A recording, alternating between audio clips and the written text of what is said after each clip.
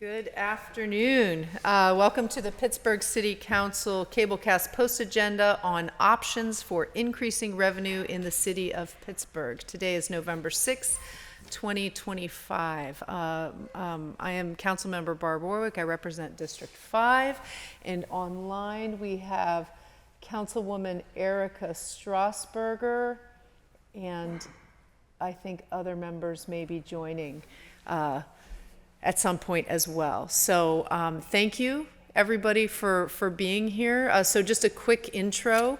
The purpose of this post agenda. So as there has been lots of talk over the past year about issues around budget and revenue, and some tight years ahead for the city of Pittsburgh, and so I thought that it would be worthwhile to talk about ways that we might increase our revenue, because it's of course with revenue that we are able to pay for our beautiful parks and our pools and our police and fire and EMS and trash pickup and senior centers and rec centers and all the great stuff that we have here in the city of Pittsburgh, much of which is running great, doing really, really well.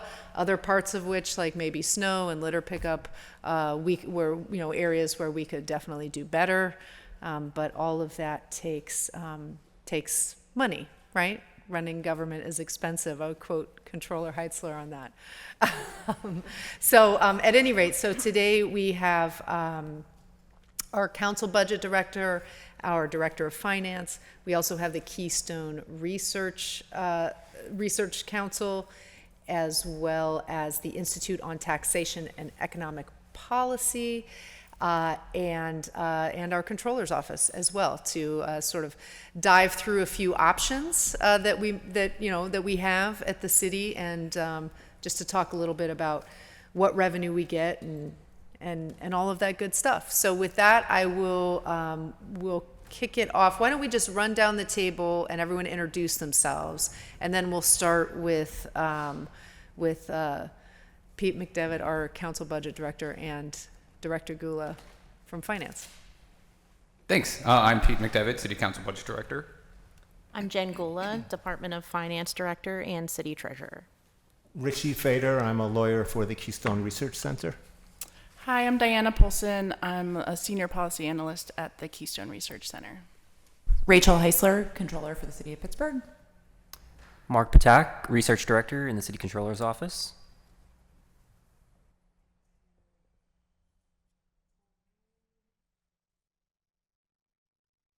Not sure if I'm next. Sorry, I haven't seen the agenda. But Kamalika Das, the local tax policy director at Institute on Taxation and Economic Policy. Great, thank you. Okay, with that we can kick it off. All right, let me pull up my slide deck.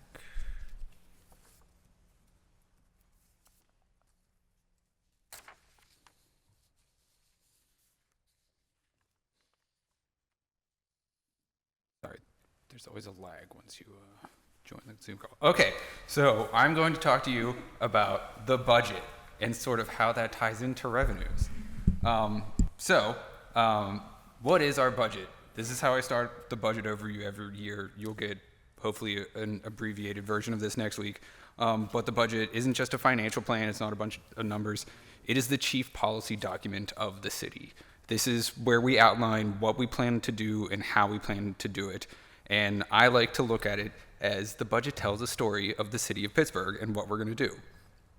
So it tells us who's going to do the work, who's going to receive those services, what those services will be, where we're going to provide them, how people will get there, what roads, bridges, paths, and bike trails we'll get.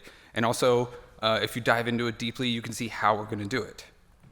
So, when people think of core services from the city, I think most people think of like 3 specific areas. They'll think of public safety, and then public works and DOMI, and parks and recreation. Those are kind of like the big things that people think of when like, this is what city gives you. So they give you, if you need to pick up the phone and dial 911 and get a police officer or a firefighter or an EMS truck, those kind of things. They pick up your garbage, they clear your streets, they pave your streets, They take care of the bridges, run rec and senior centers, their swimming pools, parks, playgrounds, all your ball fields and sport courts. That's all city government core services.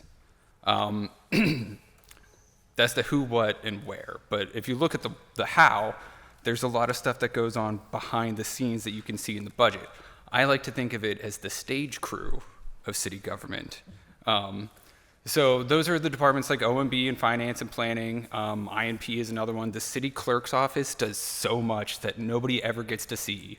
They do an excellent job of herding cats every single week to make sure that we have agendas that make sense and everything is legislatively going through correctly. But also things like we have to pay our utilities to keep those swimming pools and rec centers running. You need a ton of employees to run a city, and you need to pay them good benefits. You need to provide them with tools and equipments and the vehicles that they drive around the city to do that work in. And we also need computers and networking and software and programs. We need a new ERP system desperately, and that is not something that is cheap, but is extremely necessary to run a city. And we also pay for a lot of debt service because we don't have enough revenue up front to pay for everything that we need to, specifically in the capital budget, year after year. So like that's something that we have to account for in the budget that just makes the city go. So here's a slide. We showed a version of this a couple of years ago, but the value of city services that residents receive. This is what they pay, this is what they receive. So in 2025, the city has a operating budget of $669 million. And according to the, I think, 2023 census, there's 140,000 households in the city of Pittsburgh. So per household, per month, people receive $396 worth of services every month to drive on our roads and use our bridges and bike lanes and to have trash pickup and snow plows and EMS and firefighters and police. That's what they get every month. And some other general fund payments. So these don't show up in the operating budget. These are just transfers out of the general fund. So all of those revenues that we bring in, this also goes to the annual transfers out to the Stop the Violence Trust Fund, the Housing Opportunity Fund, and the URA Housing Debt Service. So right off the top of the budget, that's $22.5 million. And then the PAYGO transfer, which is operating dollars that are left over after everything else that you have available to transfer to the capital budget. So this is about revenues, and how does this, like, our spending depends on what we have available to spend. So I'm sure Jen is going to go into this in much more detail and a lot better detail than I could do. But it's basically, for our general fund spending, it's tax revenue and non-tax revenue. And then sometimes we get grants, but like a lot of those times it's one-off, so you can't account for those every single year. You want to make sure you have predictable, regular revenues so that you can make a predictable, regular budget. So I want to go over, we talked about some great things that the city does do, and some really core services that are top of the line that we do is we have an excellent fire bureau. They are super expensive, but they are very good at what they do. We also, this is a newer thing, the Freedom House Academy for EMS. The Chief Gilchrist is doing really, really good things to make sure that we are hiring as many EMTs as possible so that we're helping keep our city safe. We do a great job running our pools. I put an asterisk there because sometimes it has been difficult in the past to make sure that we hire enough lifeguards, and that has put a strain on our budget. But it is such a great resource that the city is able to provide. And also spray parks. We've converted a lot of closed pools to spray parks, and they're cheaper to run. It costs a lot of money with water, but it's an excellent resource for kids, and it's safer because, you know, you don't need to swim for a spray park. So like those are really great things that we do every year with our budget. We also have a lot of shortfalls. I mentioned the PAYGO transfer out. That goes towards things like the fleet and demolition of condemned buildings and traffic calming projects, and it's really not enough every year. The amount of debt that we have in our capital budget versus PAYGO is not a healthy ratio. We also give money for the URA support for housing, and the Land Bank has gotten some money from us. It's not enough, though. They're going to ask us for more money whenever we have those budget hearings. Also, we are seeing struggles keeping up with the amount of premium pay. I talked about how we have a great fire department, but again, it is very expensive, and they're going to be over budget on premium pay by $8 or $9 million this year. Utilities, the cost of electric and water and things like that is just going to go up and up and up. And it's something that we're not going to be able to provide as many services if we don't have additional revenues to expand, because we just need to be able to pay the bills that we have. And also facilities maintenance. I sat at this table about 10 years ago at this point to talk about the facilities optimization plan, that we weren't investing enough in our facilities. And we've done a better job since then, but like we still have a ways to go. Anybody that has spent any time in this building can tell you that our facilities need a lot of work. So that's just another example of a shortfall. So then lastly, I wanted to go through, I think this is last, but quickly run through our budget process. In September, and when we meet in August, but by September, the revenues are certified by the controller's office. We meet with all branches of government and go over them and sit down and ask questions. And then the controller certifies those revenues, and upon that, the mayor can build his budget and give us his spending plan. And he gives the first draft on the 30th, and then next Monday, he'll release his official budget to City Council, and then it's everybody's funnest time of the year, where we get to come in here like 3 or 4 days a week and talk about the budget. And City Council will have an opportunity to make changes to that. You can make cuts, you can add stuff, assuming you add revenue, and there are ways to do that Jen will tell you about. But then by the end of the year, we will have the official budget for the City of Pittsburgh. And that's all I have. Oh, and just briefly, we are joined by Councilwoman Cale Smith as well. Did anyone else join? And also Councilman Bobby Wilson, Councilman Bob Sharlin, Councilman Daniel Lavelle, Council President Daniel Lavelle. Is that it? That's everyone new. Okay. She was here at the start. Yeah, thank you. All right.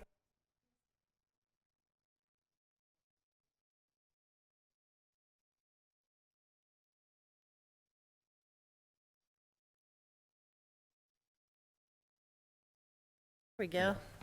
Technical difficulty solved. So as my counterpart over here mentioned, the taxes play a really huge role in our budget overall. About 60% or more of our budget is actually funded through tax revenue.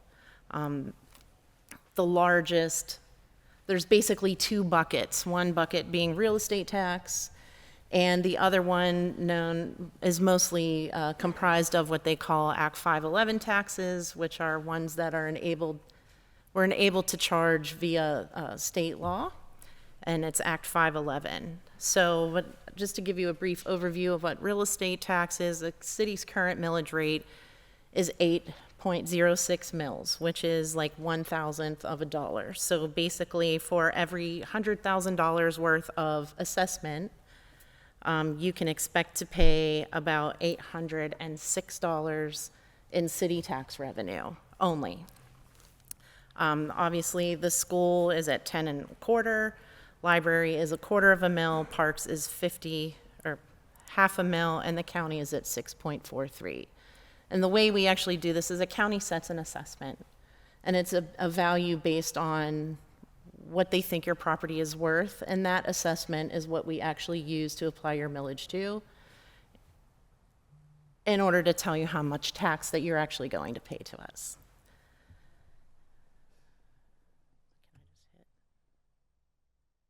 So the largest of the Act 511 taxes is actually earned income tax, and that has actually superseded our collections over real estate. So in the past years, the real estate tax revenue was the largest revenue generator for the city of Pittsburgh. And due to something called the common level ratio, which keeps reducing based on the fact that we are many, many years away from the last county reassessment, that actual tax base is shrinking. So it now earned income actually supersedes the amount of collections. It's the highest earner of tax revenue for the city's budget. So earned income actually includes some things like salaries, tips, wages and bonuses, severance pay, taxable fringe benefits, overtime, vacation. Things that are not considered earned income are things like investment income, retirement benefits, any other government benefits, rental income, or alimony. So basically things that you would get from not actually performing a job, a wage earning. So currently, the City of Pittsburgh earned income tax rate is about 1%, and the school district is 2%. So which means that any individual that earns about $72,000, which is the median income for the Pittsburgh metro area, they can expect to pay about $2,100 or $2,200 in city earned income tax.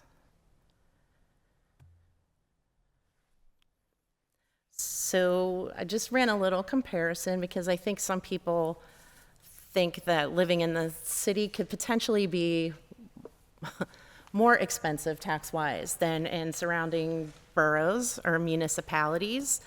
As you can see, and that this is added all together. So what you would pay for city tax against what you would actually pay, well, it's city tax and school, anything that we would actually tax you on is in this calculation. As you can see, it's definitely not the highest.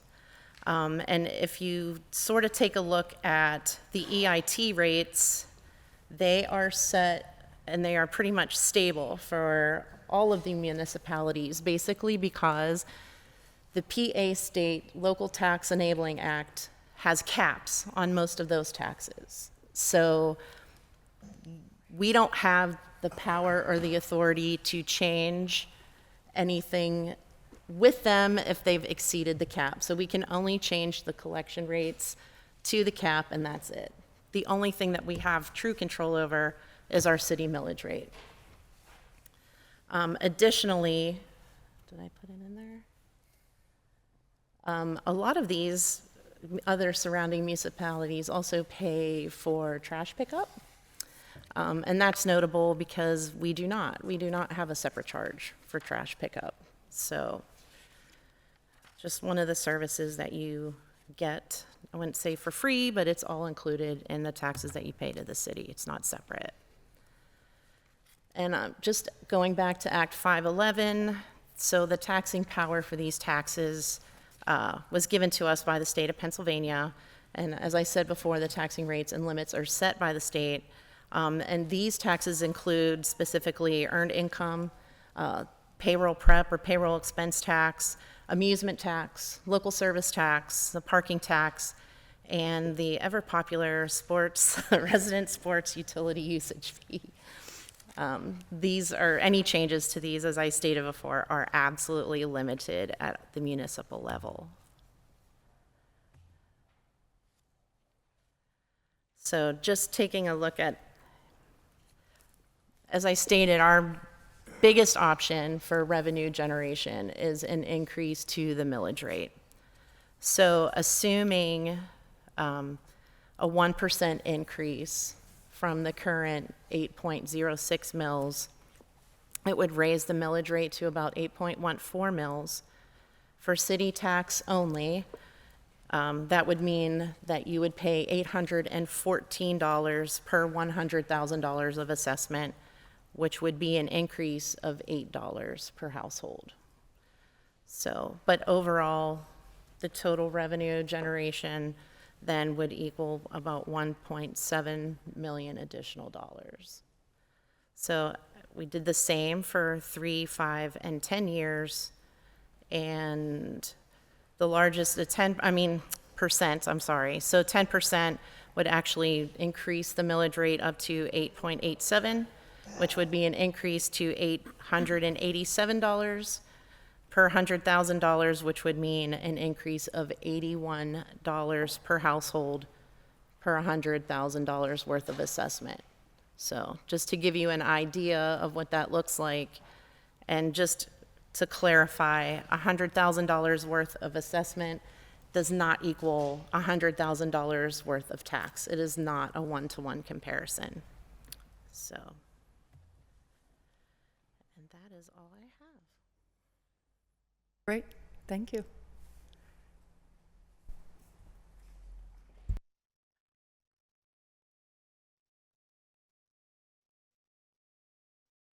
oops, sorry, for the members who have joined. So the way we're sort of formatting this post-agenda is we started out with Pete, who gave us our kind of what what we pay for, the things that we do.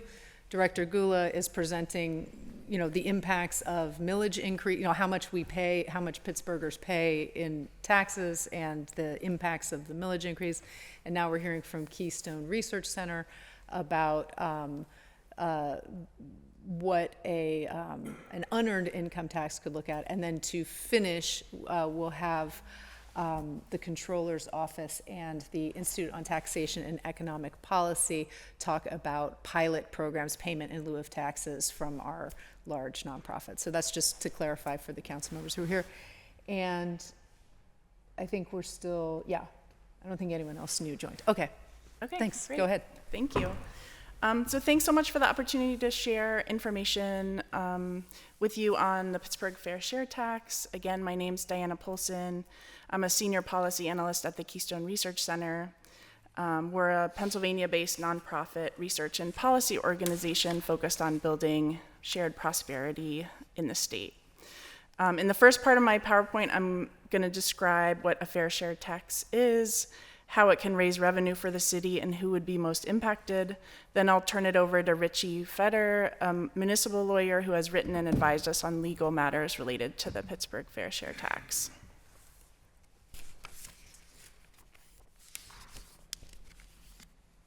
Okay. So Pittsburgh's current tax system is unfair, meaning that working people, both low and middle income people, pay a greater share of their incomes in Pittsburgh taxes than the wealthy do. In general, sales tax and property taxes are considered regressive, meaning that the lower people's income is, the higher a share of their income they pay in taxes. Some other states and cities offset the regressive character of these taxes with graduated income taxes, but the Pennsylvania Supreme Court has ruled that our Constitution prohibits graduated income taxes. The city's income tax currently only taxes wages and salaries plus net profits from the operation of a business. But the city and school district do not tax other kinds of income that mostly go to wealthy people, such as dividends, capital gains, and interest. And I'll get into what's included in these categories further along in my presentation. This figure divides up what share of income each income group in Pittsburgh, from the richest 1% to the poorest fifth, currently pays on local income taxes. On the left, you can see the average income of the bottom fifth of income earners in Pittsburgh is only about $15,000 per year. The middle fifth has an average wage of $67,000 per year. And the bar all the way to the right is the top 1% richest Pittsburghers with an average of $2.1 million per year. You can also see that the richest 1% pays the lowest share of its income in city income taxes. So now I'm going to share some more information about a Pittsburgh Fair Share Tax. Let's see. So while Pittsburgh has a revenue problem, we don't believe that a broad-based tax increase is the best answer, since lower and middle income taxpayers already pay an outsized share of their income on local taxes. As I mentioned earlier, most of Pittsburgh's income tax comes from wages, salaries, and net profits from business, but most income that goes to the rich is not taxed at all. The fair share tax solves this problem. It would raise a significant amount of additional revenue and make Pittsburgh's tax system more fair by taxing income from wealth. So let me get into the details. The state of Pennsylvania currently taxes 8 classes of income, all of which are taxed at the same rate of 3.07% by the current Pennsylvania state income tax. I'm going to briefly go through these categories so we're all on the same page. The first 2 categories on the left are actively earned income, meaning it's money earned in exchange for active work, including compensation, which is payment received for services rendered, including wages, salaries. And it also includes the net income from the operation of a business, profession, or farm. The next 5 categories in the middle column are forms of what is sometimes called unearned income or passive income. And this is income that maybe requires upfront investment of time or money, but has the potential to generate money over time with minimal effort. So this includes interest, which is generated by savings, money market accounts, bonds, and those kind of things. Dividends, which are periodic payments by a company to its shareholders as a reward for their investment. Net gains or income from the sale, exchange, or other disposition of any kind of property. And you'll see this on future slides referred to as capital gains. This includes real estate, tangible personal property, intangible personal property, and investments like stocks and bonds. Net gains from rents, royalties, patents, and copyrights, and income from estates or trusts. So Pittsburgh only taxes 2 of these classes of income: compensation and net profits from the operation of a business. The categories in red, however, are not currently taxed in Pittsburgh, and these are the categories you could include in a fair share tax. But before I present estimates of the increases in revenues from a Pittsburgh fair share tax and data on who pays those increases, I just want to mention 2 things. First, I just want to note that a fair share tax would not tax retirement income, Social Security, unemployment benefits, federal active duty pay for military service. And secondly, for those who want to know more about the methodology behind these estimates, we're lucky to have Kamalika Das, who's going to testify later, from the Institute on Taxation and Economic Policy, who generated these estimates for us. In brief, the ITEP model uses state-level IRS tax data matched to Pittsburgh using American Community Survey data. ITEP's modeling has a really great reputation. In the case of Pittsburgh, the Pittsburgh Fair Share Tax, we have the added reassurance that comes from the fact that last time ITEP ran numbers in 2023, the Pennsylvania Department of Revenue corroborated those ITEP estimates. Both modelers came essentially to the same conclusion about revenues and who pays the increase. If the council wants a new round of ITEP estimates validated, the Pennsylvania Department of Revenue told us last week that they're happy to do them. So there's many different ways you could structure a fair share tax in Pittsburgh, which would tax income from wealth. I'm going to be mainly talking about option 1, but I just wanted to share some options about how you could potentially structure it. Option 1, you could you could tax income that goes mostly to the wealthiest Pittsburghs at the same current rate as the current Pittsburgh income tax, which is 1%. That would generate between 20 and 27 million, depending on what categories of income are taxed. Option 2 would be taxing income from wealth at 2% and keeping the tax on income from wages at 1%. This would bring in an additional 63 to 78 million more annually. And option 3, you could decide down the road that you'd like to tax income from wealth at 2%, but decrease income from wages and salaries to give lower and middle income earners a break. We've modeled this decrease in earned income tax to drop from 1% to 0.95%.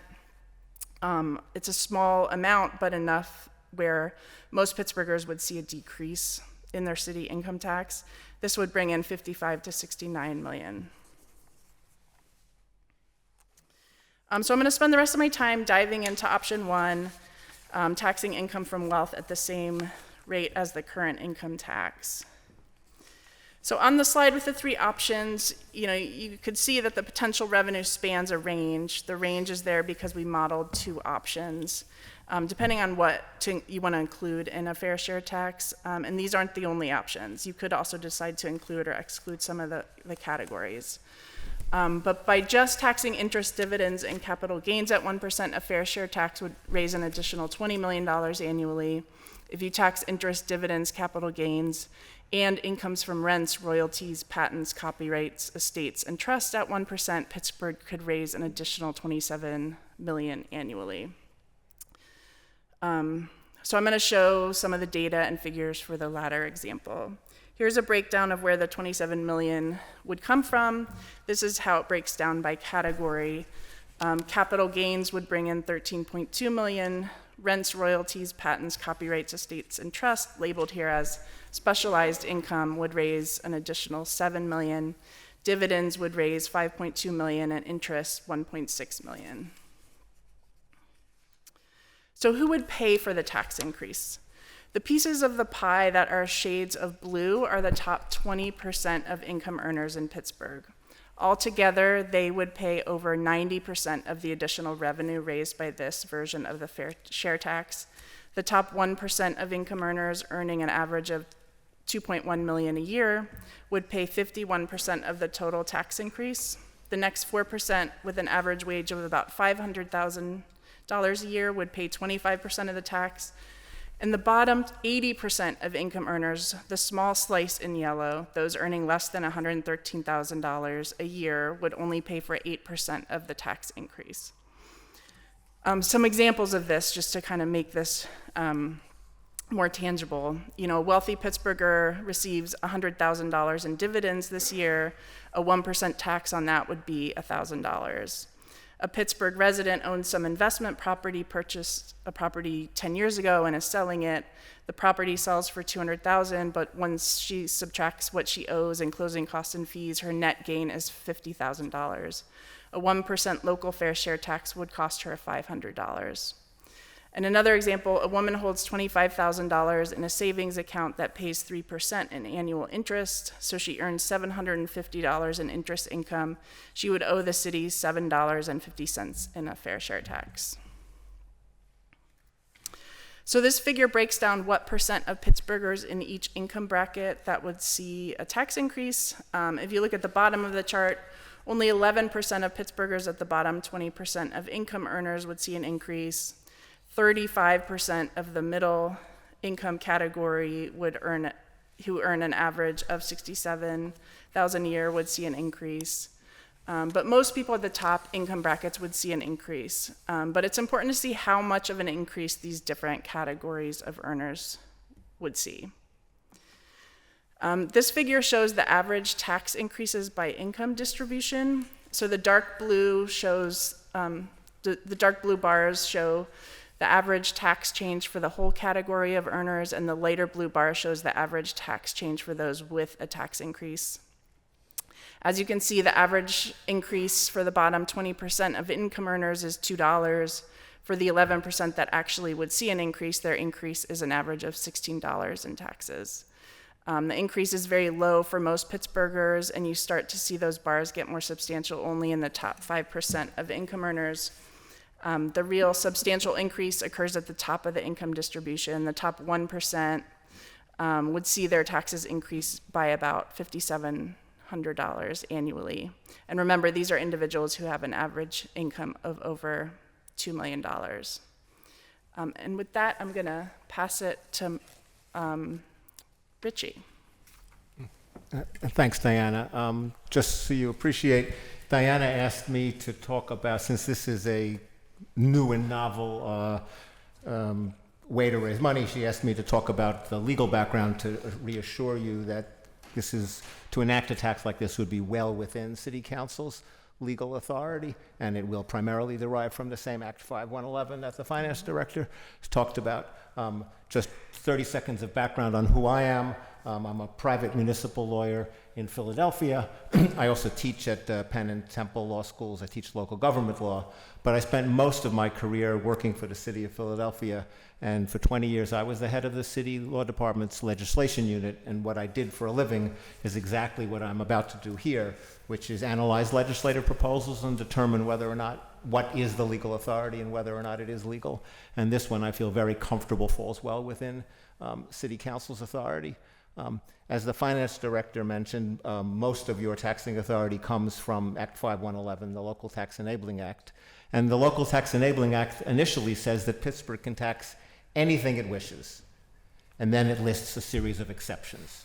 And unless you can find an exception, and there's a lot of exceptions, but unless you can find an exception, the baseline rule is Pittsburgh can tax anything it wishes. So I've looked through all those exceptions, and there is only one exception that is even remotely relevant. Most of the exceptions deal with all kinds of specialty taxes, amusement taxes, business privilege taxes. They're just not relevant to an unearned income tax. The only potentially relevant exception is the one that says Pittsburgh cannot tax anything if the Commonwealth already taxes it. You can't generally have double taxation. And as you know, the Commonwealth does impose a personal income tax, and that personal income tax does cover all of the classes of income that Diana has talked about today: interest, dividends, capital gains, income from royalties, patents, etc. So at first blush, it would seem that Pittsburgh doesn't have the authority to duplicate Pennsylvania's tax, but there's a critically important exception to this exception, and that is that the personal income tax statute itself says, and I'll just quote it, notwithstanding anything contained in any law to the contrary, the validity of any ordinance adopted by any political subdivision relating to the imposition of any tax shall not be affected or impaired by anything contained in the personal income tax. So in other words, although Pittsburgh cannot duplicate any Pennsylvania tax, there's an important exception. You can duplicate anything that's in the personal income tax. You can't duplicate numerous other Pennsylvania taxes. You can't duplicate inheritance taxes, fuel taxes, the corporate net income tax. Those all are outside of the personal income tax. But if it's in the personal income tax statute, there is nothing to preclude, it is not included in this prohibition on double taxation. So just reading that exception, applying it to this particular situation, notwithstanding the Act 5111 ban on double taxation, the validity of the proposed fair share tax would not be affected or impaired by the Commonwealth's tax on interest, dividends, capital gains, etc., contained in the Pennsylvania personal income tax. The ban on double taxation simply does not apply here. Now, whenever that concludes the statutory analysis. The baseline rule, Pittsburgh can tax anything it wishes unless there's an exception, and there is no relevant exception. Critically, there also is nothing in the Act 5111 that addresses the maximum amount that you can tax unearned income, because it doesn't specifically discuss an unearned income tax at all, and so there's no cap on unearned income tax. You could, as Diana suggested, you could impose the tax at 1% or 2% or any number you chose as the appropriate number. Whenever you look at Pennsylvania taxes, you always have to at least look to see if it raises a concern under the Pennsylvania Uniformity Clause, under the Pennsylvania Constitution, the Uniformity Clause, and it does not raise a concern. The Uniformity Clause says that similar subjects must be taxed similarly, and dissimilar subjects may be taxed dissimilarly, differently. Earned income and unearned income are very different categories, and that's why currently you are allowed to tax earned income at 1% and not tax unearned income at all. They're different categories, they can be taxed differently. But similarly, there's nothing to prohibit you from taxing the two of them at the same rate. And moreover, there's nothing to prohibit you under the Uniformity Clause from treating them differently, taxing unearned income at a higher rate than earned income. And similarly, all of the subcategories of unearned income, interest, dividends, capital gains, net income from rents, royalties, each of those is clearly considered a separate class of income under Pennsylvania law, and we know that from the PA 40 that we all fill out. Hopefully. Each line represents a different class of income, and therefore the Uniformity Clause would give you complete freedom constitutionally to pick and choose from the menu of unearned income that Diana has talked about. If you wanted to only tax dividends and capital gains and net income from royalty, you would be free to pick and choose, and there's nothing in the Uniformity Clause that would preclude that. So given that there's no statutory exception that's on point, and there's no Uniformity Clause problem, there's no legal impediment to the Pittsburgh City Council adopting a fair share tax. That concludes my presentation.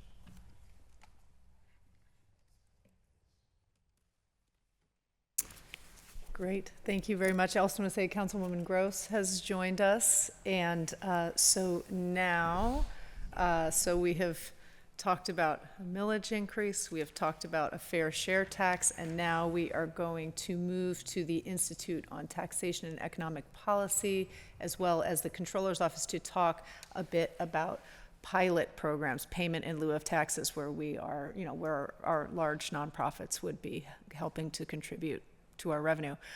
So with that, Kamalika, are you? Yes, I'm here. Okay. Ready? Great. I don't have slides though, so I'll just talk if that's okay. That's fine, thanks. Okay, so hi everybody. Thank you for this opportunity to speak. I'm Kamalika Das. I live in Philadelphia. I'm the local tax policy director at the Institute on Taxation and Economic Policy, or ITEP. It's a nonprofit, nonpartisan tax policy organization. We conduct rigorous analyses of tax and economic proposals. So before I go into everything else, I realize that we all understand how pressing the local revenue challenges are nationwide, especially just given the massive federal cuts to healthcare, food assistance, and other supports. But I just want to mention one other less reported on issue that'll certainly affect local budgets going forward, that at ITEP we've been really honed in on, and that's state conformity. That unfortunately a lot of the costly regressive policies of OBBA could flow through to states and then local governments too. And since the states will just have a lot less money available for revenue sharing, so it's a bit of a double whammy. The states and localities trying to pick up the slack of slashed federal support, and plus the impacts of some states either automatically or deliberately adopting the same provisions. So the ones to keep an eye out for in Pennsylvania and to really encourage state policymakers to push back on, to not mimic or decouple from, are the permanent extension of opportunity zones, the restoration and expansion of a provision known as the 100% bonus depreciation, and the drastic expansion of 529 accounts that have been, pretty much hijacked by a lot of private school boosters. We have more details on all of that on our website, but I just wanted to mention that as another example of why localities need to focus on revenue and just the domino effects of these federal decisions. So all of that said, one of the really common sense decisions that cities can take to claw back some revenue is for these big, eds and meds nonprofits to contribute more to city revenues. And for the record, our own research shows that Pennsylvania has the 4th most regressive state and local tax system in the nation. So the less that these large nonprofit institutions pay, the more taxes fall to the lowest paid households. The research is clear that many of these institutions need to contribute more. There was a 2021 Johns Hopkins study that found the nonprofit hospitals actually spend less on charity care than for-profit hospitals, and the amount of spending on covering Medicaid shortfalls is actually pretty similar for for-profit and nonprofit hospitals. There was also a 2024 study, the Loan Institute found that about 80% of hospitals spent less on charity care and community investment than the estimated value of their tax breaks. So the bulk of what I'm talking about, what are other cities doing about this? This one is the most recent, so we'll start there. So Springfield, Massachusetts, pretty recently took a pretty huge step forward. They had an internal audit that found that the city recorded pretty modest pilot receipts, while the exempt property values pretty much ran into the billions. And so their local council subcommittee recommended developing a formal pilot program just to push all these colleges, hospitals, and charities to contribute more to the tax base. The subcommittee recommended standardized agreements and legislation that would let cities require up to 25% of the amount they'd be assessed in taxes if they were regular businesses. So this agreement, it's still in the works, but it seems like something for Pittsburgh to explore as a model. And I think with the thing that feels probably most important for Pittsburgh to emulate is kind of pushing for that state enabling legislation. Boston is often cited as precedent here. It's, it's a public formulaic pilot request. It's 25% again of the hypothetical tax liability, with credits for verified community benefits and public disclosure of requests and receipts. That transparency is a solid first step. So Boston annually posts the requested pilot amounts and the share that the institutions actually meet. This program, because it's voluntary, institutions routinely pay, a lot below the city's ask, and participation varies quite a bit by sector. Just as an example, in fiscal year 2023, the city requested, I think it was like over 100 million or over 120 million under the pilot formula, and then received maybe about 30 to 40. And so it's a solid model for public accounting and transparency, but not guaranteed compliance, not for accountability necessarily. The other place where this has been a huge topic of conversation is in Chicago. There's like a huge grassroots push going on right there among various neighborhood groups and coalitions, and even among like some aldermen, in asking for universities for pilot type payments that are tied to institutional wealth. And so this is, very much in the beginning stages, but organizers have produced some concrete estimates showing how much could be raised if they were held accountable. And in some of those estimates, they're saying it's up to 250 annually if the largest universities are included. Again, that's very much in beginning stages. Baltimore, that's another big one. This is all happening, there's a lot going on right now. So they present they've taken a lot of concrete steps recently. Just about a month ago, Baltimore announced a new nonprofit assessment deal with 14 anchor institutions there for fiscal years 2027 to 2031.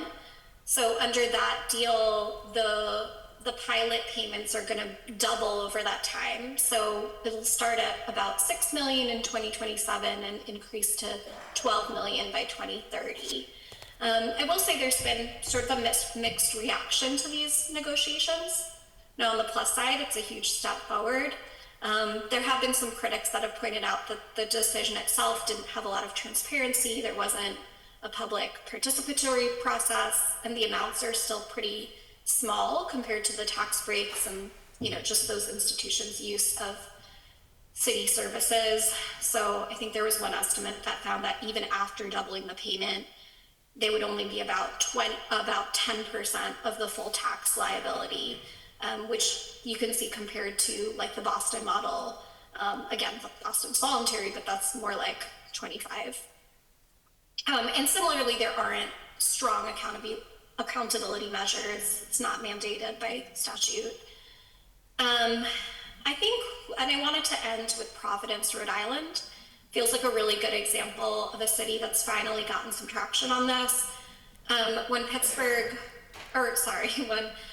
Providence was facing potential bankruptcy back during the Great Recession, that's when some universities like Brown, they started making voluntary contributions, but it wasn't until 2023 that a lot of the city leaders renegotiated that deal because they were just not paying enough. There's continued financial pressure.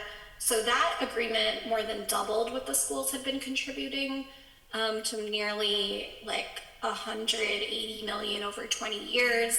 And then Brown signed a separate agreement with Providence to provide like an additional almost 50 million in voluntary payments, like on top of what was outlined in the MOU. So in terms of lessons for Pittsburgh, I think one of the big things to take away from Providence is just how long-term this is. Just having those predictable long-term payments for 20 years is, that's a great idea. The agreements are pretty clear, they're public, you can find them online. They are still technically voluntary. They're not written in statute, but they would get pretty huge public backlash if they just walked away from those agreements. So there are still some lessons to be taken away from there.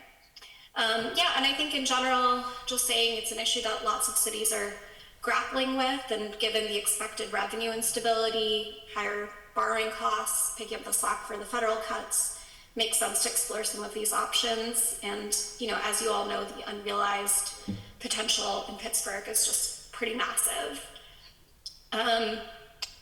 And yeah, feel free to email me at kamalika@itep.org. Happy to provide some more details. Thank you. Thank you very much, Kamalika. And Controller? No? We also don't have a slide deck, but I just wanted to, again, thank Councilperson Warwick for convening this conversation. From our perspective, we believe that this should be part of the dialogue as the budget process moves forward. As we flagged in response to the initial 2026 budget proposal, our perspective is that some of the city expenditures have been deflated to get to balance on paper, and we do not believe that this budget, we're at a crisis point. It does not need to be a crisis, but we don't think that we should not be waiting. And as the conversation with voluntary payments or pilots unfolds, we did wait in 2024. We waited until we were in Act 47 to have a conversation with pilots, and we had a 10-year agreement, and a lot of that was shrouded in secrecy. We did a report in 2022, which was written primarily by my colleague, Mark Patak, and as you can see, it was, again, it's a 3-year-old report, but only 18.2 million of the 121 million actually came through, and a lot of it was unable to be deciphered. We don't know who paid what. The highest amount that came in was 5.8 million in 2006. And the total revenue that year was 437 million, which was about 1.8% of revenue came from that pilot agreement. From our perspective, the Pittsburgh Public Service Fund, which was created in 2004, did help buoy city revenue, but it was not a sustainable revenue source. It peaked, like I said, in 2006. It was unpredictable, and it was not handled, from my perspective, again, in retrospect, I'm Monday morning quarterbacking, but it was not handled in a way that I think best served taxpayers because there was just no predictability with it. So as the conversation unfolds with voluntary payments from our nonprofits, I think that we just need to remember that city taxpayers are paying their tax bills every year, and we need to make sure that the conversation with the large nonprofits, remembers that our taxpayers are expected to pay the bill every year, and there needs to be some transparency in the process. That, if we're having those conversations, that there's some level of transparency that, X nonprofit is paying X dollar a year, and this is what the money's going towards. Our office is actually releasing a report, I think next week, on the status of the fleet, and a recommendation in that is that the city establish a frontline fleet trust fund, and that some dedicated revenue from a voluntary payment go towards that, because we believe that the status of the fleet right now is a public safety issue. So again, I'm happy to have a conversation. We don't have a slide deck, and like I said, the report's from 2022. And Mark, I don't know if you have anything to add, but my hope is that as the conversation around voluntary payments unfolds, that it is a voluntary payment, and we recognize that, but at the same time, we do well when they do well, and they do well when we do well. And I think that we need to engage in a good faith conversation with all of the nonprofit partners in Western Pennsylvania. And, we have nonprofit employers. There are a lot of foundations who have made a lot of money off of people who have worked and lived in Western Pennsylvania for 150 years. And those folks need to also be part of the conversation as well. But I think in 2005, when the Public Service Fund was created, we waited too long to have that conversation. And now is the time that we need to start this conversation with the large nonprofits. So with that, Mark, do you have anything you want to add? So I'm happy to have a conversation. But again, thank you for convening this conversation. It needs to happen. Yeah, absolutely. Okay, well, thank you all, everyone, so much for coming. And I guess I want to quickly, are there any members who have a time commitment that they need? Anyone? Right. I'm not seeing those folks online. So I will start then, in that case, with Councilwoman Strasburger.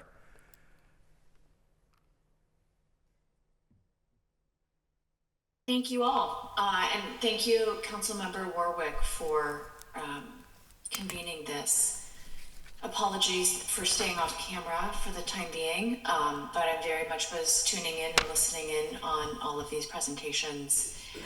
And in the spirit of creating a dialogue, which I hope this is, and very much not putting anyone on the spot, so I'll just open it up more generally.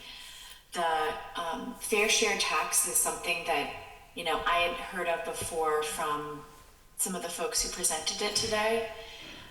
And it's not often something that's brought up in other circles when we're discussing opportunities for a balanced budget. And I would, you know, again, in the spirit of a dialogue and not putting anyone on the spot, I would love to hear other folks' reaction to that, to the extent you feel comfortable, and what the upsides and the downsides might be of this in the city. You know, of course, first thought that comes to mind is the legality of it, and that was largely handled in the conversation, but I would like to hear some reaction.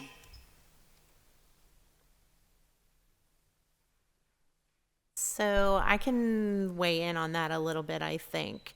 And I think from finance's standpoint, less of a legality issue is more of how do we actually collect and institute the tax should this be the path that we go on. I mean, this is not something that could happen for us overnight.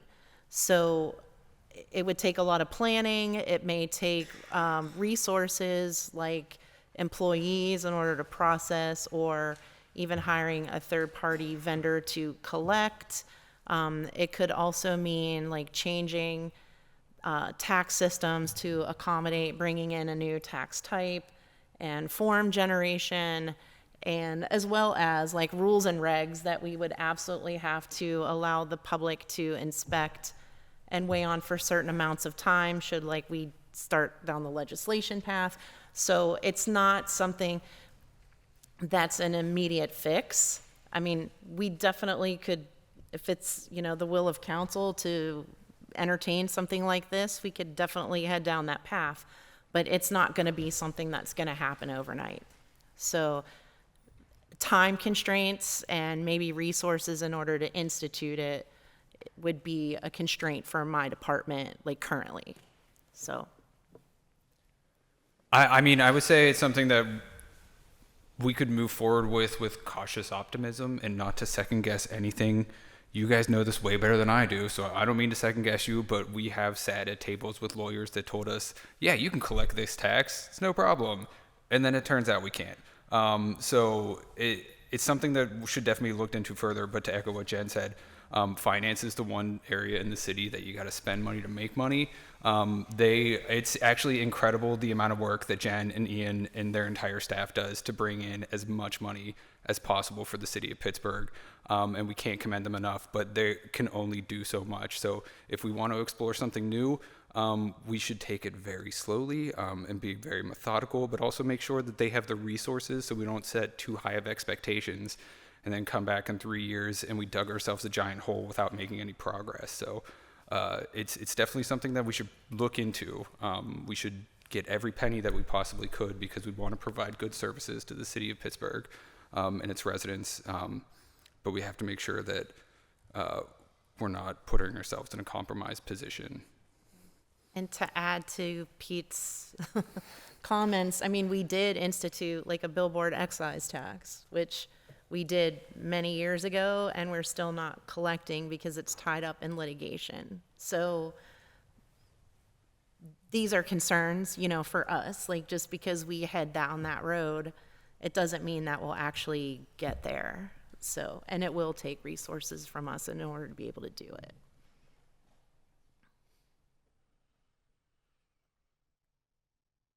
Thank you. Appreciate that answer.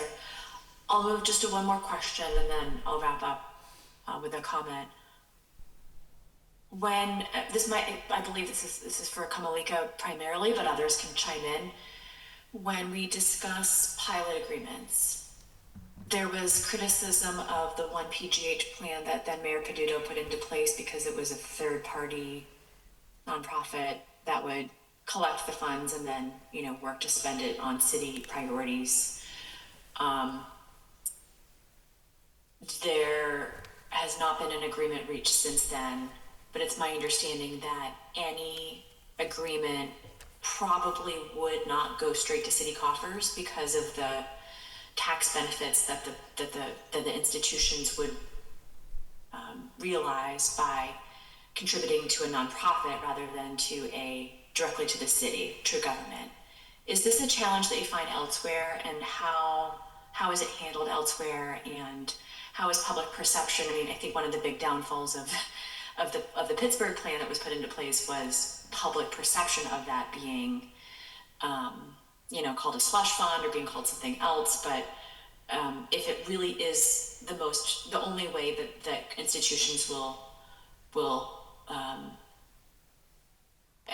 one, if it increases what's coming to the city ultimately because they're then receiving that tax benefit, or two, it's the only way that a deal gets done. How are other cities grappling with that aspect of it? Yeah, I know that at least in Providence and in Baltimore, a lot of, like in Providence, those payments from universities and hospitals go directly into the city's general fund, or they're like earmarked, these long-term MOUs. And so I guess the short answer there is at least I know that in Providence and Baltimore, they're not grappling with it in the same way. I don't know exactly about Boston, to be honest, but I think the fact that they have just this like very clear formula-based system, and the fact that they have like a lot of public reporting substitutes for I think that probably helps a little bit. I will say ITAP usually is on the kind of policy side, less so on the administrative side. So apologies if I don't have a lot of a detailed response. No, that's helpful. Even knowing that being able to point to a few other cities that can, understanding it's not always an apples to apples comparison, understanding that there are fewer of the cities to point to, could be helpful in future negotiations that our city is entering into. So that's great. Okay. Lastly, and I'll turn it over to my back to the Madam Chair and to the council colleagues, but general stance here is, yes, we should be collecting more revenue. No, we don't want to have to move into an austerity mode. No one wants that. It's painful for everyone. Vast majority of what we're spending our funds on is vast majority is positive and is exactly where we should be spending our money, I think. And any kind of revenue generation involves trade-offs and involves some level of pain for some partners, or not even partners, institutions, individuals, residents, etc. So there's no easy answer, but I appreciate the panoply of options that were offered today, and look forward to future budget discussions. Thank you, Madam Chair. Great, thank you. With that, I believe Councilman Sharland.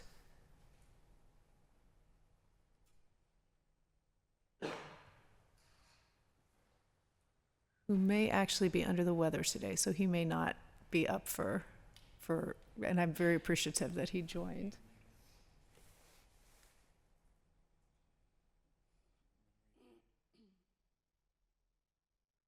I am here. Great. However, I don't think I have a whole lot of questions. This was a lot to digest, and I really thank you for pulling this together. I think it's kind of a unique opportunity for us, and I'm actually very excited to have further discussions on this. But I don't really have questions right now because I'm trying to digest everything. Thank you. Makes sense. Thank you. Thank you. And then Councilwoman Smith. Thank you, and thank you all, and thank you, Councilwoman, for organizing this. I'm going to be honest. I have said very vocally that I wouldn't vote for a tax increase. I think our residents are struggling through so much right now. And especially when we're talking about food justice and making sure that we're giving away funding for food justice, making sure we're giving funding away for housing, making sure we're giving funding away for grants, and then we're talking about now increasing their tax to pay for all those things.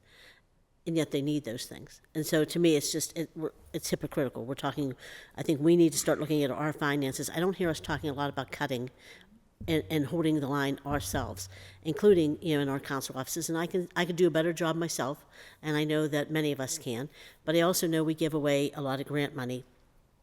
And could you talk a little bit about, in total, between housing opportunity, food justice, Stop the Violence, it used to be ACBO, I can't remember what it's called now, that funding. Do you know a total amount of what we give away in funding? I know Housing Opportunity and Stop the Violence are both about $10 million a year. I don't know the other amounts off the top of my head. It's $20 million, okay. And I'll also add that at least half of the Stop the Violence goes towards I'll call you when I'm staffing. ready. I just wanted to. Thank Yeah, you. OCHS, Thank you. yeah. When we have we spent the Housing Opportunity Fund funding that you know of? I off the top of my head, I know the URA. I'm gonna ask you about that. But I know that the URA did issue the bond, and we have the bond repayment that we make annually too. So I don't know what the URA is sitting on at the moment off the top of my head. And have you seen any increases in the salaries across and what we're spending in personnel and salaries, and an increase in services? Have you looked at that at all? At the URA or Just in general for the city. Well, I mean, think yeah, we've- we do I know we've hired a lot of people. yes. So Are we we seeing hire. results from that? Is what I'm wondering. I mean, Is there audits done of that? no. I mean, that would be a really difficult thing to measure. But we've added 250 positions in the last 2 years. And do you know where they are? Off the top of my head, I don't. That's in the back of our annual comprehensive financial report. Could you get that to us? Sure. Okay, I'm curious.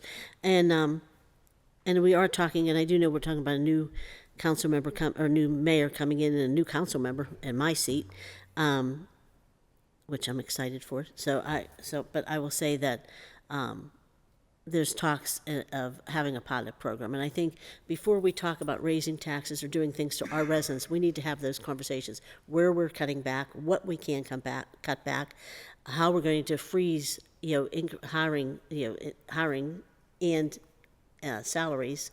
I understand you have to have a new staff coming in. You have to have that. I understand the transition, and I understand that there's a need for additional police and some public safety. I understand the emergency positions, but I think that we're hiring in a lot of places that we're not seeing exactly a lot of results. And my concern is what we're doing. And we have the comprehensive plan. How much have we spent of the comprehensive plan so far? Do you know, Director? Off the top of my head, I know it's over $4 million at this point, I think. So there's over $4 million. So we spent over $4 million, and do you know how we spent it? There were two big It contracts. was two separate contracts, one to put the plan together. But we've given one- a lot of money away to people because I saw that. Yeah, to get for people to like meetings. the outreach. Yeah. Which Yeah. like you would hope they would do very robust outreach to come up with a comprehensive plan, but I haven't been a party to any of that, so Yeah. I can't speak to it. I mean, it's things like that that I think that, I could never have voted for. I didn't vote for the comprehensive plan because we were in such a financially difficult situation. And when you said that we're not in a crisis, did you say we're not in a crisis? I think we are not at a point where it is a crisis. We're in a very precarious position, but we can avoid being in a crisis, which to me is entering into Act 47. That's a crisis. But we're in a very delicate financial position right now. From my perspective, a lot of municipalities are in this place right now. Downtowns across the country and candidly around the world are dealing with a post-pandemic real estate landscape that no one could have anticipated. And I have been very clear about that since I started in this position, right? Like, no one anticipated what COVID would have done to downtowns, right? Downtowns are going to look different forever. That said, what will make or break any city is how we respond to this and what we do to make sure our real estate portfolio bounces back. I mean, candidly, I do think we need a countywide reassessment. I've have said that for, I don't know, a year and a half or however long I've been here. But I do think we need to, we need revenue. I think that when you accurately look at the budget and what things were really going to end up costing over the course of the next 5 years, to get to balance, we need revenue. And, that conversation is going to unfold over the course of the next 6 weeks or 8 weeks, 7 weeks. But we need revenue. That's an honest assessment from me. And I do think pilots or voluntary payments or whatever you want to call them are going to have to be a part of that conversation. And I agree with you. I mean, we need to figure out some cost containment measures and what is a nice to have versus what is a must have. And I've always been in agreement with you that public safety and public works are those must haves, and what are things that are nice to haves that we maybe don't need in the next couple years. Next year's bond repayment is budgeted to be $75 million. And so there are some things that are probably nice to haves that we aren't going to spend money on next year. And we need to make sure that the nice to haves are not in the budget next year maybe, and we're prioritizing the must haves.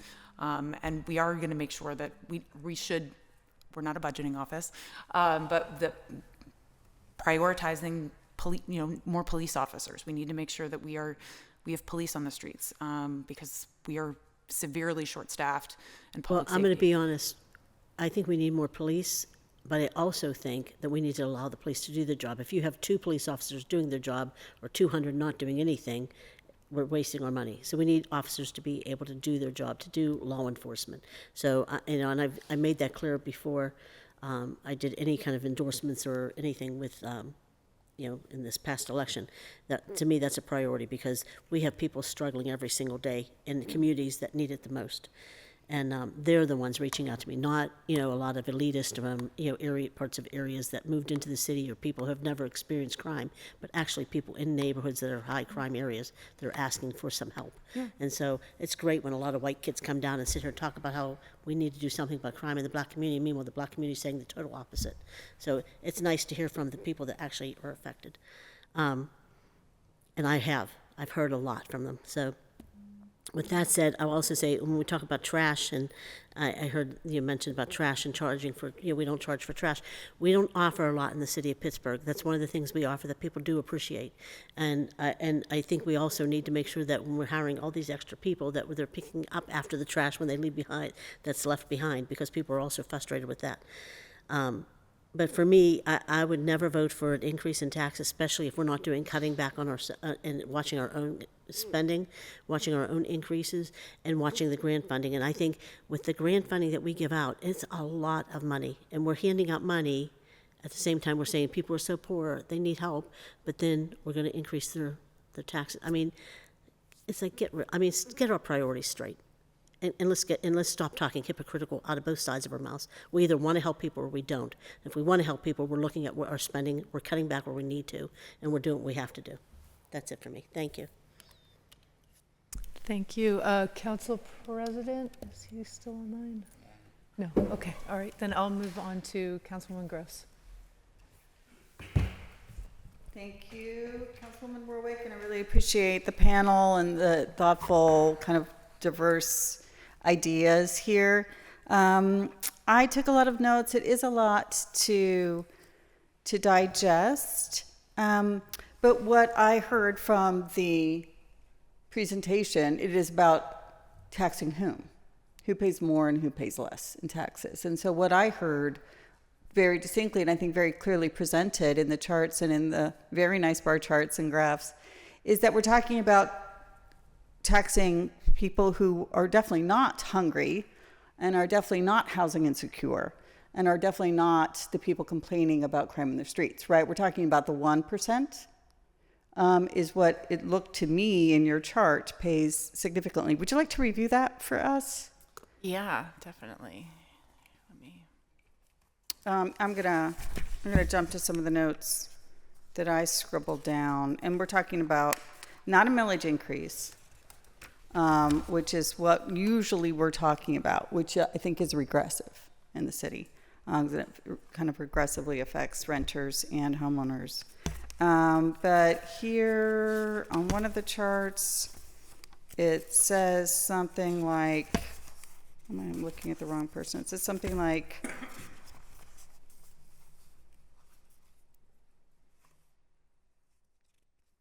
Maybe it's the- people who the top 1%. So I just want to increase, it's about halfway down the packet, right? Who pays for a tax increase? Yeah, so the top 1% will pay 51% of the taxes, and that group of people earn. I can't really an see this because the camera, once again, is not on me while I'm speaking. Hello. So if you can show me on the screen, you would be a little, there we go. You can see a little bit. Thanks, Pete. This pie chart is meant to be the 300,000 people of the city of Pittsburgh, right? Yeah. And so this half is the 1%. That's right. And so this pie chart says that 3,000 people have income that they didn't earn from a job of an average of $2 million. So 3,000 people in the city of Pittsburgh, some of them have a tremendously high annual income from money that they didn't earn through a job, right? Because that's 2 million is just the average. Am I reading that right? Yeah, that's right. Okay, so again, this is how much revenue the city would earn, but only 3,000 people are paying that. And those 3,000 people may have a job that has a salary, but on top of that, That's right. in addition to whatever job they may have, their assets just magically give them $2 million a year on average, right? Okay, so I just wanted to reemphasize that point. So there's 297,000 other people who are over here. That's right. And then of those 297,000 other people, about 25%, somebody do the math for me, what's that? That's like 80,000 people or so? Less than 80, like 75,000 people. May have a job, and we don't know how much their job pays them. May pay them $1 a year, may pay them $1 million a year. But on top of that job, about 75,000 people have unearned revenue, just a magically appearing money in their lives of $500,000 a year on average. Yeah, that's their total income, so it would include. Okay, that's total income. So not magically appearing in addition to a job. Some of it would be from a job. Okay. Yeah. Okay, good. And so it says that, so that's the next 4%. So this big blue half, again, where am I? Good. And then this dark blue quarter is the top 5% of people. So this is a total of 6,000 people? Am I doing that math right? No, it can't be. Somebody help me out. All right, 4% of the people would be 12,000 people in the city of Pittsburgh. Right? And 1% of the people is 3,000 people in the city of Pittsburgh. So this whole 3/4 of this pie chart is being paid by only 7,000 people. Did I just do that math right? 15,000. Thank you. I'm not doing it right. All right, so it's not the many. It's really just the few. And they're very, very, very high incomes. And they're not the people who are receiving our food assistance. And they're not the people who would qualify for rental assistance. And so it's a very, we are trying, your proposal, were we to attempt this fair, what are we calling it again? Fair share tax. Fair share tax, would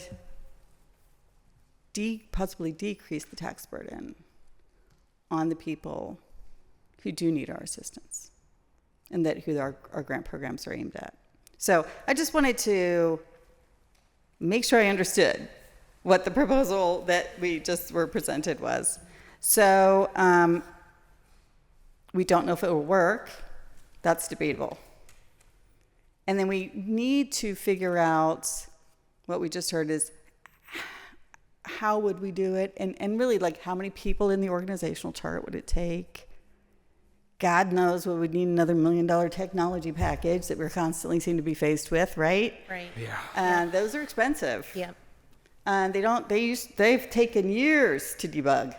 JDE's taken 20, still not working right? So there's that. That was forced on us by the Act 47 committee, but we are still having to undo the problems that created. So I want to ask a couple of questions about that, and I think I move on to our next speaker, Mr. Feder. Possibly, in your presentation, you say that there's an exception to the exception so that we clearly can tax what the state already taxes. That's correct. This red chart. But you also said that the state kind of treats these all separately. And so in this box where there's a bunch lumped together, are those treated separately? So here's why I asked, right? So it's like says net income from rents, royalties, patents, and copyrights. Were we to consider a fair share tax, can we cherry pick? The short answer to that question, Councilmember, is yes. Okay. It's easy for me to answer that if you pick that entire category or you exclude that entire category, because the state already treats that as one lump sum category. But as long as there's a material difference between income from rent and income from patents, Right. which there surely is, It's itemized on some other tax form somewhere. the uniformity clause would certainly allow you to cherry pick, to use your words. There would have to Right. be a rational basis for why you were choosing one or the other, but I don't think you would have any difficulty coming up with those rational bases. And so the same is true for each of the red boxes as a lump. Yes. So the city of Pittsburgh could consider taxing interest and dividends, or interest or dividends, or interest and gains from dispositions of property, or one or the other, et cetera. So we could do all of these, or we could attempt to do some of these. Correct. Thank you. I think that's also interesting. So then my follow-up question would be, which we don't probably know right now. In other cities in Pennsylvania, which ones are easier to collect? Right? We take the least amount of people and the least complicated software and more, right? So if we're attempting to balance the capacity that we need in personnel and in technical expertise and in literally like the mechanics of the collections, right? Sometimes we have to do hard mail and it's expensive. Sometimes we don't. That should be part of our consideration. I don't know the answer, but I will Right. say that is the exact question that I wanted someone to ask, because Good. one of the keys to doing this successfully is to not make it harder than it needs to be. Like if somebody Right. else is already doing it, let's just do it how they do What's it. the If it easiest works thing? for them, Yep. if it's a step forward for us, let's take that first step forward. Don't make it too hard. Yeah. Great. Does anyone know the answer, or have any helpful hints on how to figure that out? I can answer your question in part. The city of Philadelphia currently taxes interest, dividends, and capital gains. And I can tell you that administratively, they get good cooperation from the Commonwealth's Department of Revenue. And given that the Commonwealth Department of Revenue already has information from everybody's PA-40 about each of those 7 categories, Separately. the Commonwealth can share with you. If you were to break up one of those categories into subcategories, I would imagine that would get a little more difficult. But as long as you're sticking to any 1 or 2 or 3 of those red boxes, the Commonwealth shares that data with the city of Philadelphia. I can't speak for the Commonwealth, but I don't see why they wouldn't share that information. Right. It doesn't mean there isn't ramp-up costs and administrative costs. I'm not disagreeing with the finance director at all. But the Commonwealth can share a lot of that information with you to make administration significantly easier, which is the way we do it in Philadelphia. I say we. I used to work for the city of Philadelphia. So if you're one of those people in the big blue part of the pie chart with the $2 million income, and you live in the state of Pennsylvania, you live in the city of Pittsburgh, You already have itemized on your state Pennsylvania tax return every year. You already got a number here, and the state's already sharing that with Philadelphia. The state, yes, you already have that number there. The state is already sharing that with Philadelphia for the categories that Philadelphia taxes. Right. And so hypothetically, for the categories that Pittsburgh might consider taxing, it might also be easy information to get. Good to know. I think that wraps it up. Thank you, Madam Chair. Great, thank you. I know, well, before I get to my comments, I'm happy to do a round two. Councilman Strasburger, did you have a round two? Well, I didn't, but now that we're talking based off of that last conversation, I'm curious in Philadelphia, do we know what the impacts have been of applying this tax? And how many people, like, what percentage of people continue to pay this tax or are impacted? I can only speak to that. The city's had it on the books for decades, and so I can't speak to the revenue impact, although it's very, very easily accessible from the city's financial reports. Okay.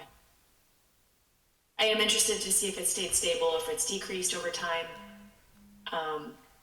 That would be interesting to me. So we'll look into that further. Thank you. I noticed when I was looking at the website yesterday in Philadelphia that they also use this tax to tax short-term rentals. Is that anything that you're familiar with or can speak to? I think that's probably a different tax. Okay. All right. Sorry. Thank you. I think that's probably from our hotel tax.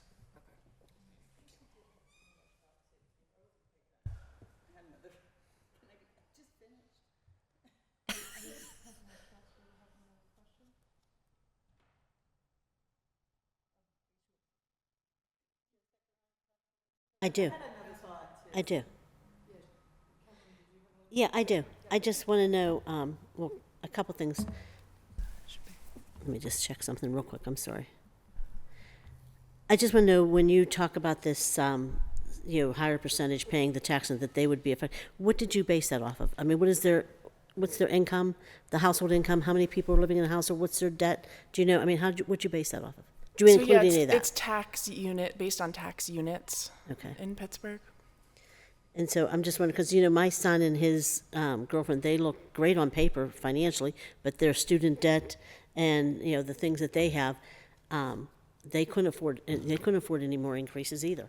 And so I know a lot of people that make a decent pay and decent salary and have a home and cars and all those things that on paper looks great, but in reality they're saddled with student debt and just everyday childhood care. Those types of things are really a drain on people's budgets. So I don't like hearing us talking about, as if we know what somebody's struggles are, because we don't, and you don't know. You know what you see on paper. You don't know what's going on in their household. You don't know who they're taking care of, who they're helping. And so those kinds of things make me worry about people in general. And that's not saying that these people, other people that aren't wealthy, aren't going to pay a tax. They're still going to pay a tax. And so they're still struggling. And we have people that are not paying what they need to pay. And we know that there's a lot that we had back when we had Jordan Tax Service. They recommended that we collect taxes from people who weren't paying because it was in the millions that we could have collected, and we don't. So, I think there's a lot to be said here, and there's a lot of discussion that needs to happen internally before we start talking too much externally, and we start saying things that maybe people don't necessarily want to have a discussion about. But I'm ready to have it, so thank you. Thank you. Councilwoman? Thank you. I think I have a question I forgot to ask, is the notion that a nonprofit corporation like UPMC, Carnegie Mellon University, would not agree to a payment in lieu of taxes because they don't pay taxes. So the pilot is a payment in lieu of those taxes. Because they want to donate to a nonprofit to lower their taxes. which I think was posited here. But it seems to be mutually exclusive. So if you donate to a nonprofit, if you're a corporation and you donate to a nonprofit to lower your taxes, it's because Pay taxes. you pay taxes. You're not a nonprofit exempt from taxes. And so if you were going to pay a payment in lieu, it's because, so if you were paying taxes and can benefit from a nonprofit contribution, then you should be paying City of Pittsburgh taxes. I wouldn't, I guess I don't know this, but I wouldn't imagine that there's a tax benefit, at least under federal law, to paying to one PGH if you're like A nonprofit exempt. Yeah, like Big Brothers, Right. Big Sisters wouldn't donate to the Greater Pittsburgh Community Food Bank. I mean, maybe they would. They would, but they wouldn't. get a There's no tax tax benefit to them. Right. So So it can't be like, well, I'm not giving you, the City of Pittsburgh, a payment in lieu because I have some other tax benefit, because it makes no sense. yeah, I will say that I do think that there is a benefit for city residents to demonstrate where a voluntary payment is going, because I think from the Pittsburgh Public Service Fund in 2004, those there was no transparency in that process. And the money, from what we can tell, went into the general fund. I mean, literally what you see here is what we have access to, and I can get you all copies of what we have in terms of the agreement. It's a 6-page letter that is between the city and the diocese, which also doesn't make any sense. But there was no transparency from the city side whatsoever. So from my perspective, I believe that we all would benefit with some degree of this is what the money is going toward. So I think it should go toward the operation of city government, whatever that looks like. And if it's towards a fleet fund, if it's towards something that's towards the beautification of downtown or what have you. But the argument that because of the tax exempt, from my perspective, at least as it relates to federal tax law. If there's some tax benefit you get from donating to a nonprofit, then you should be already paying your City of Pittsburgh taxes. Yeah. I'm not a tax professional, but in my simple mind, it kind of makes sense to me. Yeah. If you're paying taxes somewhere that you need an exemption for donating to a nonprofit, then you should also be paying your City of Pittsburgh taxes also. So, all right, okay, I think that exhausts my thoughts. Thank you, Madam Chair. Can I just ask one question, one more? Sure. So, so Dan Friesen, who's an attorney who works in our office, or for, consulting with our office, also said that he thinks that PA law requires a flat tax on income, not tiered, and that a change in state law may be required for the fair share plan. Do you know if that's accurate? I'm fairly confident what the lawyer meant is that you can't have different tax amounts for different amounts of income. You can't have a graduated tax. You can't say someone who earns $100,000 pays more than someone who earns $50,000. But nothing in the fair share tax deals with it's not a tiered tax. It's by lump sum categories, and I don't think there's any constitution. I'm confident there's no constitutional prohibition if you're categorizing it the way it's being proposed in the fair share tax. What you can't do is have higher rates for higher incomes. Okay, I just want to make sure. Thank you. Yeah, thank you. Madam Chair, if I might, really Yeah, quickly. please. Yeah, go ahead, please. Thank you. Apologies. I just wanted to state that this idea that I introduced about a separate fund rather than directly to the city in any kind of a payment in lieu program was introduced to me by Budget Director Jake Pollock. And so he's someone I'd like to talk to about this, or anyone is welcome to ask him what that information exactly was and drill down further. I'd like to understand it as well. I'm certainly not a proponent of that scheme. I'd rather it come directly to the city, but that was my understanding from a meeting we had about a year ago or a year and a half ago with the mayor's office, that was likely going to be the condition that had to be met were any agreement to be reached during this administration. So he would be the one to ask, and I certainly can follow up with him. Great, thank you. Yeah, so just to, obviously, a few questions just to kind of clarify. So when we were talking about the millage, maybe I'll take a step back and sort of say, I agree with Councilwoman Smith, right? That we should not, right, nobody wants to raise taxes. Certainly no elected official wants to raise taxes, but we don't want to raise taxes on our residents. But the issue that I see it today, right, where we are right now, like going into next year, is that I firmly believe that in the city of Pittsburgh, let me just say, so Director Gulli, you had said for taking this sort of mean person, of $72,000 a year, like I earn $72,000 a year and my property is valued at $100,000, right? So that's sort of like this person that we're this sort of like generic Pittsburgher that we're taking. The total city tax is $1,535 Just for the city. just for the city. And what is sorry, my what is computer the month? I'm just curious, like for that, what is the monthly contribution that person makes? The monthly contribution? Yeah, That If divided it's by divided 12. by 12, would be so- $127 a month. Month. So I just want to make that clear. I mean, I understand we talk about taxes, but I want to make that clear. So if this sort of average person, $72,000 a year, their property is valued at $100,000, they're paying $127 a month, $127 a month for parks, for pools, for fields and sports. I mean, is this the right number? So let's say that's just the millage. So, right. So for city, So- okay. So if you're $100,000 worth of assessment, your tax bill is $806 a year. Right? Okay. Okay.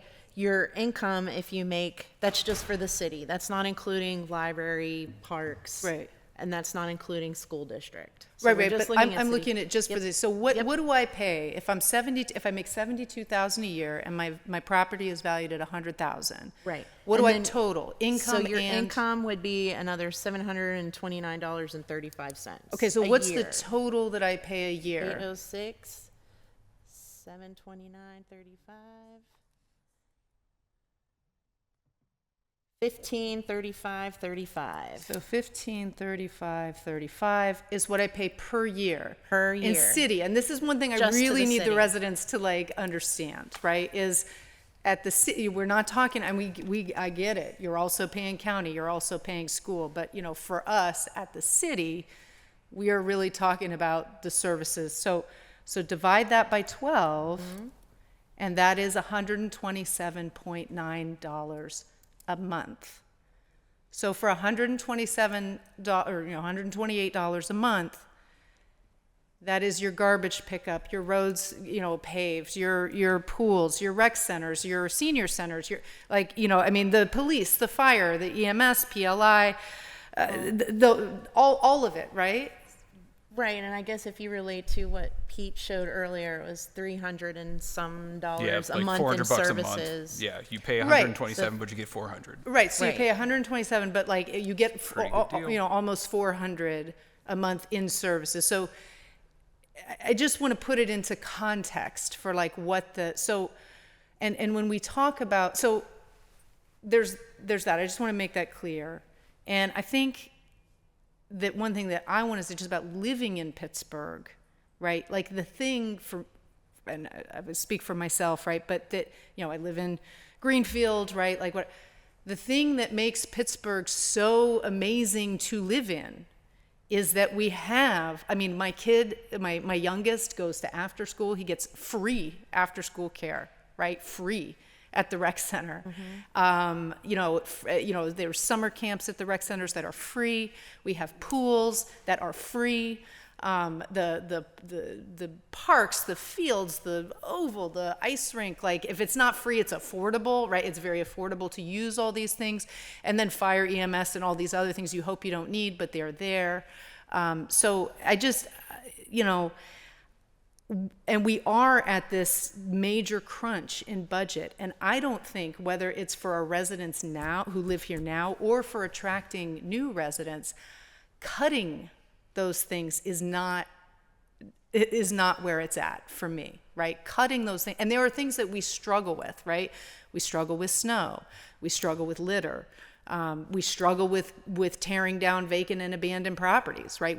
Those are things that we struggle with, right? And in some of our most neglected neighborhoods as well. And we need to do better. So I think that's the conversation that we should be having, because when we talk about like belt tightening, that's talking about reducing services. And I think the way that, at any rate, so for that average Pittsburgher, that $127 a month, that you're paying in city taxes, right? That's you're getting quite a bit, right? The taxpayer is getting quite a bit. Now, when we get to millage, we talk about millage because that's the tool that we have at council, right? It's up the millage, right? That's what we can do. That's what we can do in the budget. However, we have on the other hand these giant nonprofits, right? That are making, if UPMC were not a nonprofit, do we have an idea of how much they would be paying in taxes a year? Was it like 30 million or what's in the report? It's in the report, but what I will say is the federal government is cutting Medicare and Medicaid, which is 70% of their clients, and that is a real thing. Well, that may be today, but I'm just talking, right. Right. We don't have the ability as a city to determine tax status. I understand, but I'm just saying if they were, right, what does the report say that they would be paying? So UPMC, if they were not tax exempt, they would be paying $58.3 million. Okay, so they'd be paying $58.3 million a year to the city of Pittsburgh. No, that's all. Sorry, that's the amount of property that would be exempt from taxes.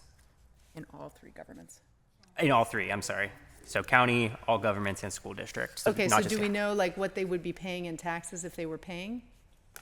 Or if they were not? Collectively, the top five would contribute $127.5 million. So that's the top five nonprofits. $127.5 million a year? Yes. A year.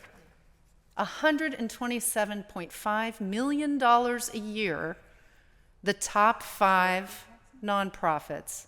Attributed to real estate, correct? So Yes. So that they does- do pay. So they do pay some payroll expense and parking, but Okay. it pales in comparison to the real estate, to right. the real And estate. that's to all three, sorry. The city of Pittsburgh is 34 million. 34 million, okay, that's sort of what, so, but nonetheless, so when we're balancing a millage increase, that's, a millage increase versus this pilots, right? That's what we're talking about. It's property taxes, right? So,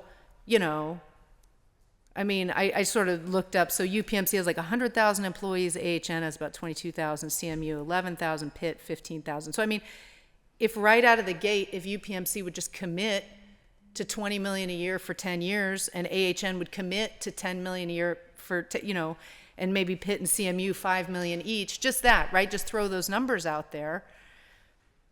That would be $40 million that we would have as a city of Pittsburgh, and we wouldn't even need to be talking about these millage increases, right? But there's just no, I would love to see that happen tomorrow. I'd love for the mayor-elect to get a phone call tomorrow saying, yeah, we're doing it. You don't need to have this conversation. You don't need to worry about this. We're going to do it today so that when we do our budget come up here in December, that I know that we can just do a $10 million a year fund for fleet. that I know that I can give pay increases to all the DPW supervisors, right? Who like have whatever, that we know that we can, whatever, this worker who's like literally looking around and talking about quitting, like these workers who we just desperately need to do the work that we do. That PLI could get the whatever 10 million they need to actually make some serious progress on tearing down some of these awful properties, right, all over our city. These nonprofits could step up today. They could pick up the phone today.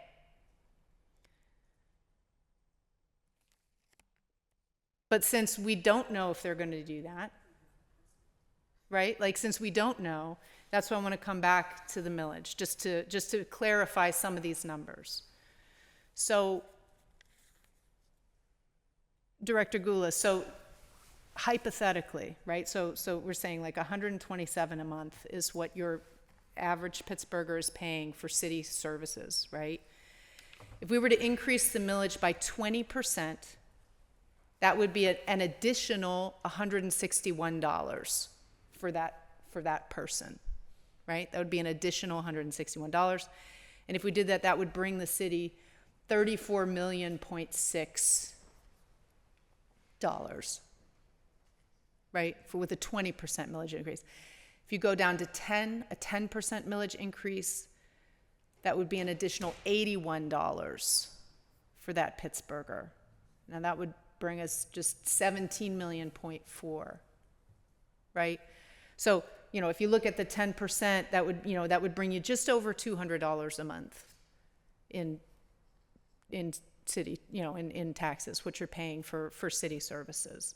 So I just want those numbers to be clear, like for the press and for the public, right? And again, please, to underscore, we are talking about the taxes that you pay to the city, and we do understand that you pay taxes to the county and you pay taxes to the school district. We understand that. And then, with regard to the fair share tax, as I think it was we said before, this is not something that's going to happen this budget season, right? This is just a broader conversation that I think all Pittsburghers should be having, right? This is a broader conversation about, and when we talk about interest, dividends, capital gains, that's like on your, that's the money that you have in the bank. That's like, that's like your stock, and it does not include. We're not talking about retirement funds. We're not talking about pensions, right? We're talking about your stocks and bonds, right? Like and we're talking about people who the lion's share of that tax would be paid by people who make around $2 million a year, right? So, and I think it's important to talk about that because in Pittsburgh, in the past 10 years, and I say that because I'm new to Pittsburgh, right? And I would be a person who would be paying this fair share tax. Maybe not the highest, but you know what I mean? I definitely would be paying it. We have lots of higher earners who are moving into the city. That's a fact. I think that's part of the reason that our earned income tax has gone up a bit, right? We do have higher earners. And sadly, some of our lower income earners are being pushed out of the city, right? But all those folks who have all that money are benefiting from all these same things. They come to Pittsburgh because of these things, because of the parks and the pools and the restaurants and all the cool stuff, and that it is safe, right? That this is a safe city. It's an urban area, but you can let your kids kind of walk to the library and go here and there. I think we need to have a serious conversation. We're talking about building more, you know what I mean? Like, we've got to build housing, and that's expensive, the $3,000 a month, because we want to, we got to have housing for all these wealthy people who are coming to Pittsburgh and can pay all this money for rent. Well, they need to be paying their fair share. So, I'm really grateful to you all for coming and for bringing this, right? And for presenting this idea, because it is an idea, and I know that it takes some time. Right? Like, I mean, how long, do you happen to remember how long it kind of took Philly to get this in place from like the first conversation? It was well before my time. Okay. It was a long time ago. Okay. But, and it is important to know that this is something, right, that Philadelphia has already figured out, right? Is that the high earners need to be paying their fair share, right? Because, it shouldn't be on the back of average Pittsburghers. I don't think I have any other questions. I'm just really grateful for everybody for coming and having this conversation. I know it's tough. Nobody likes to talk about taxes, but I think it's important. And I think that the people of Pittsburgh deserve while we may need to slightly raise taxes in the immediate, right? And I don't know, right? I don't know if that's what's going to happen, right? But it's certainly a conversation that folks are having, right? That we also be having the broader conversation of like how longer term can we keep from having to do this? Can we keep from having to raise these, raise taxes on our working folks, right? On our poor working folks, our families with kids, and they're trying to send their kids to college and pay off their student debt and do all this stuff, right? And we're kind of like, it's like squeezing blood out of a stone, when in fact there is all this money that we could be taking advantage of, both from our large nonprofits and from our wealthiest residents. Anyway, any other last thoughts, please? So, just to talk a little bit, you might have heard me before talk about increasing millage, and you said this, but it's worth like highlighting again. That's really the only trigger that council itself has to pull whenever we get the omnibus legislation, general send legislation that sets the millage rate.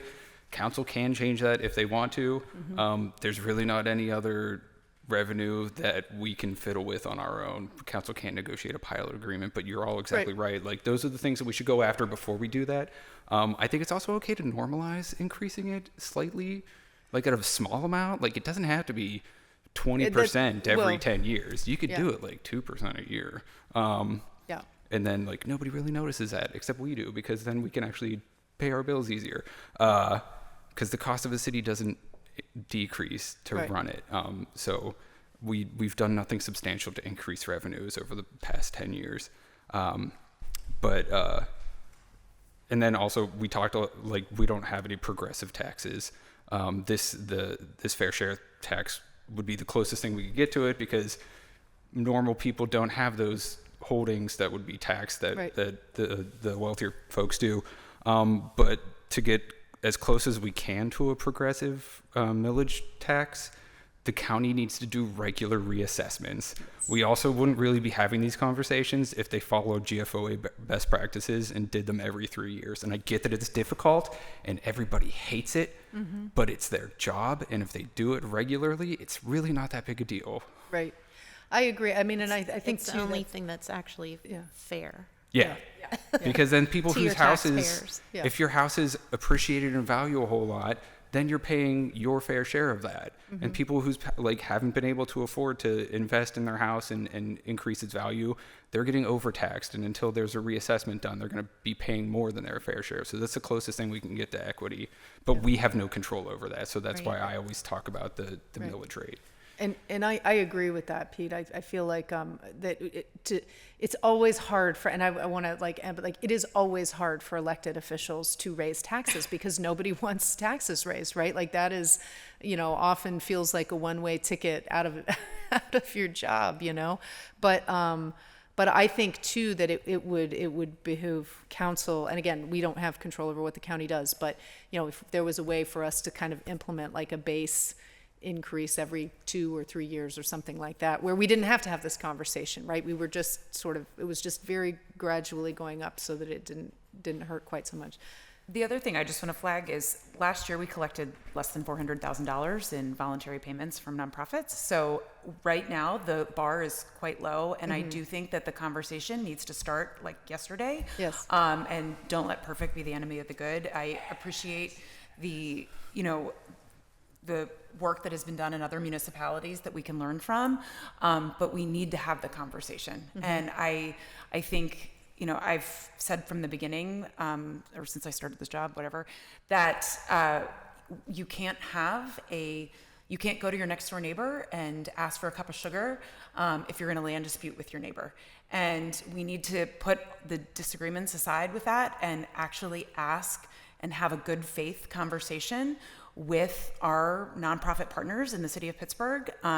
We are in a position where we need additional revenue, period. And in other municipalities, they've been able to negotiate long-term agreements to bring in additional revenue through voluntary payments. And I believe, it's my perspective, that city residents are owed that good faith discussion from city leaders, and we haven't engaged in that conversation in the last few years. And at a minimum, I think that city residents are owed that conversation. So I hope that that conversation will commence, because I think that that revenue needs to come in to at least alleviate part of the burden, because I think that, you know, we need that we need that money. So that's my 2 cents. And hopefully the next time we do an updated report on voluntary payments, it will reflect additional revenue. So thank you. Thank you for convening this conversation. Yeah, great. Anyone else? Okay, well, with that, having exhausted the business of this post agenda, this meeting is adjourned.